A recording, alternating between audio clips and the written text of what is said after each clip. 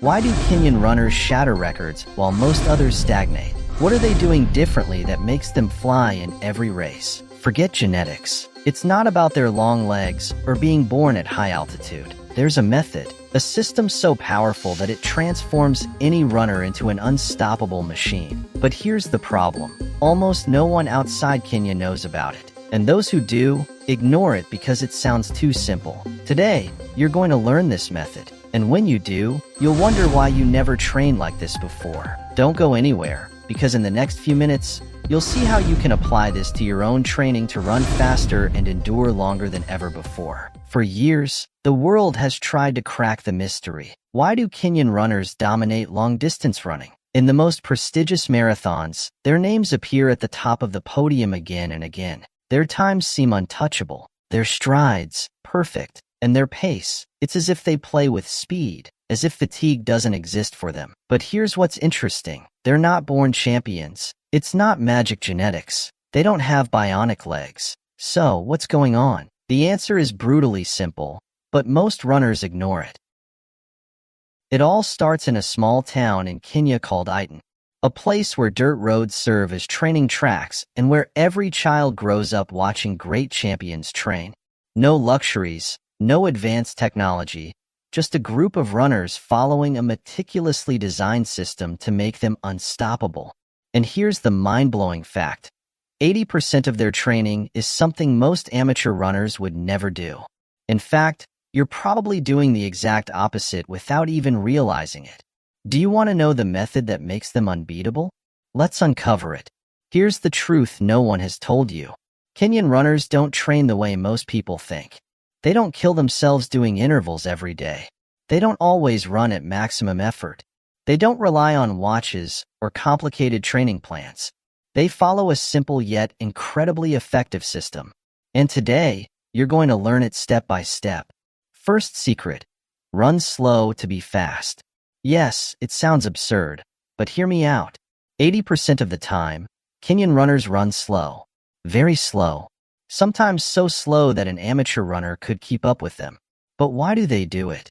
Because they've understood something most people ignore. The body improves when it trains without excessive stress. Every time you run fast, you wear down your muscles, your nervous system, and your joints. If you do this every day, you hit a plateau. Or worse, you get injured. Instead, Kenyans accumulate miles without punishing their bodies. They run relaxed, allowing their aerobic capacity to grow naturally. The result? When it's time to run fast, they have such a strong base that they can handle the speed without burning out. So here's your first task. Stop trying to run fast in every session. Start running slower, more relaxed, and watch your endurance skyrocket. Second secret: group training, but with a twist. Running alone has one major problem. There's no one to push you to give more. In Kenya, runners train in large groups. But it's not just for company. There's something deeper at play. Within the group, there's a hidden trick that makes their performance explode. Hidden pace changes. They don't use a watch to dictate an exact pace. The rhythm adjusts naturally. Suddenly, one runner speeds up slightly. Then, the group stabilizes. Minutes later, someone else shifts the pace. The effect is devastating. The body learns to adapt to changes without the mind panicking. This type of training makes them ready for any surge or attack in a real race. The lesson? Don't get used to running at the same pace all the time. Introduce subtle pace changes in your training and learn to feel the effort instead of depending on the watch. Third secret: altitude training, but not how you think. Yes, it's true that Kenyan runners train at altitude. But there's a key detail most people don't know. They don't always live at extreme altitudes. Many of them combine high-altitude training with strategic sessions at lower elevations. Why? Because at high altitude, the body suffers from low oxygen, forcing it to improve aerobic efficiency. But if they always trained at altitude, their actual speed would suffer. So how can you apply this if you don't live at altitude? Here are some options. Hill training simulates the demands of altitude and builds strength. Hypoxia masks. Not as effective, but they can help you get used to lower oxygen conditions. high-intensity intervals at lower altitudes. This way, you improve endurance for altitude without losing speed. Fourth secret, the Kenyan fartlek. If you think a fartlek is just a structured workout with defined intervals, you're wrong. The Kenyan fartlek is chaotic. No watch, no fixed structure, just one rule. Listen to your body and play with speed. A typical session: start at a moderate pace. Suddenly, speed up for a minute. Then slow down for 3 minutes.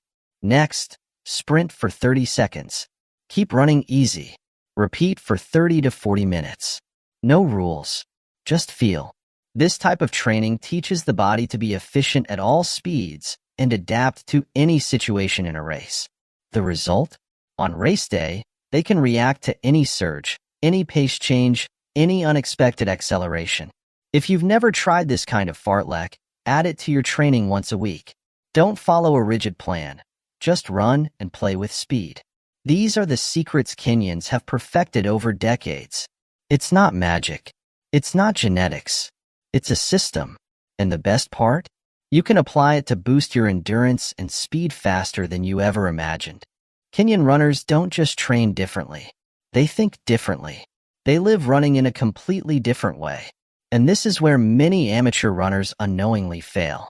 First, they don't train in ultra-tech shoes. Nowadays, everyone wants carbon-plated shoes, ultralight foam, and maximum energy return. But Kenyans do the opposite.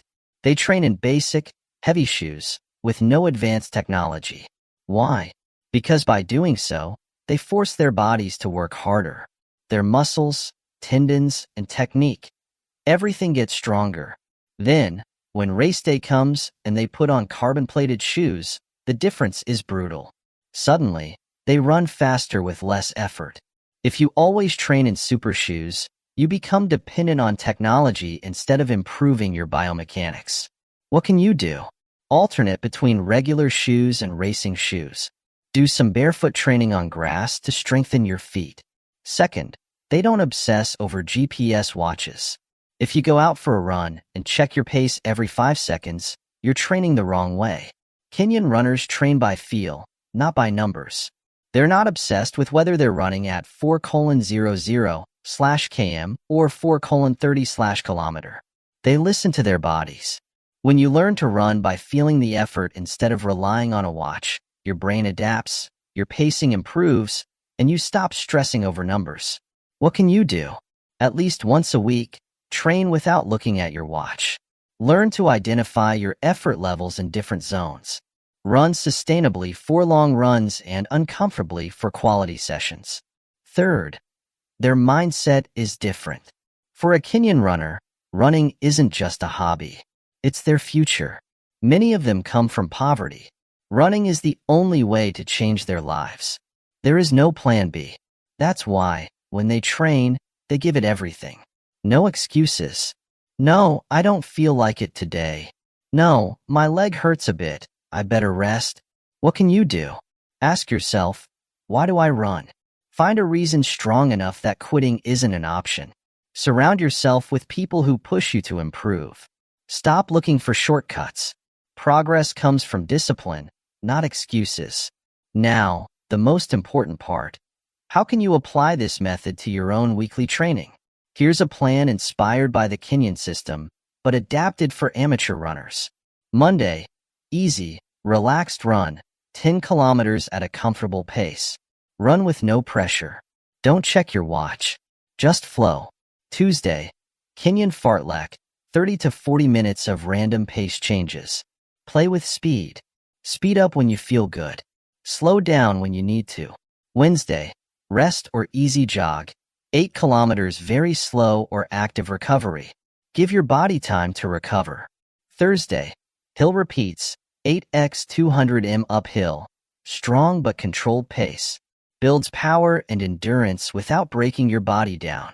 Friday, relaxed run, 12 kilometers at an easy pace.